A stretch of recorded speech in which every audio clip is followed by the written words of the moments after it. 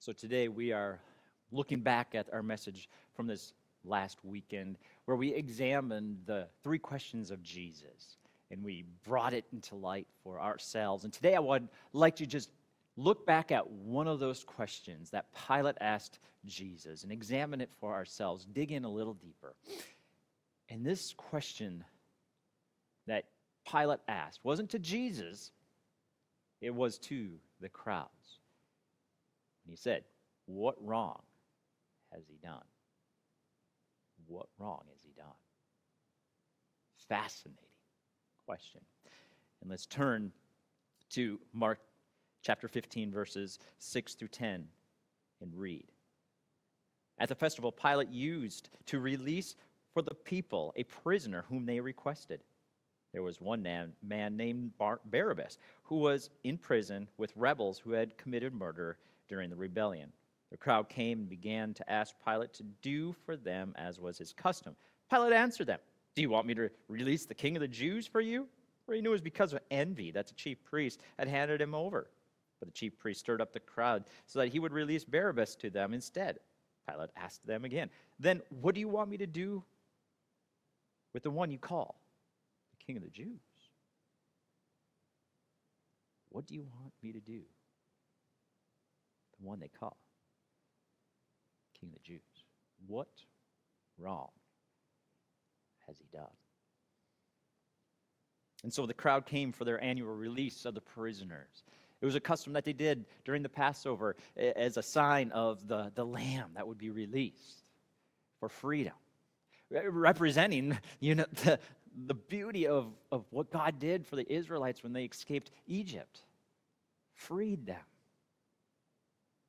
And so Pilate understood that these religious elites were envious of Jesus' fame and power, and therefore he assumed that the crowd would prefer that Jesus be released. However, the religious elite had already stirred up the crowd and convinced them. Now, maybe it was a threat that if they didn't convince Pilate to have Barabbas released and have Jesus convicted, that they would be excommunicated from the church. Or maybe they had some kind of way of paying for them so that they could have some more rights in the church. Pilate was stunned. He couldn't believe it. He's like, how did this crowd not see what I see? Why would they be duped into the religious elites? There was classes, right? And they were being obedient to those who had power over them. And after they got roused up and were about ready to create a riot, Pilate stepped down and asked the question, "I'll crucify him, but what wrong has he done?" This is very revealing of Pilate because history has proven that Pilate was an evil man. That he had done some terrible things. However, underneath it all, we see that Pilate wasn't so much a terrible man. He wasn't out to hurt the innocent, but he was motivated by others' opinion. He wasn't out to harm people. But he did want to win the approval of people. I love how Alan Cole, a commentator, put it. He said, Pilate was no unnatural monster.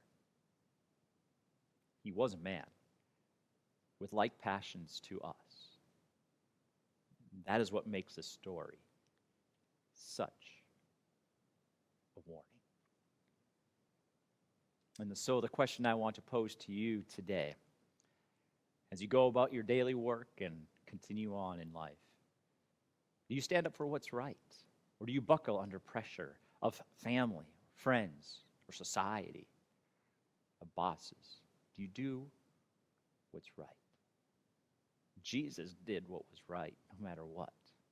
And he has given you the power of the Holy Spirit to stand up in any situation. May you live your life so that others can find their life.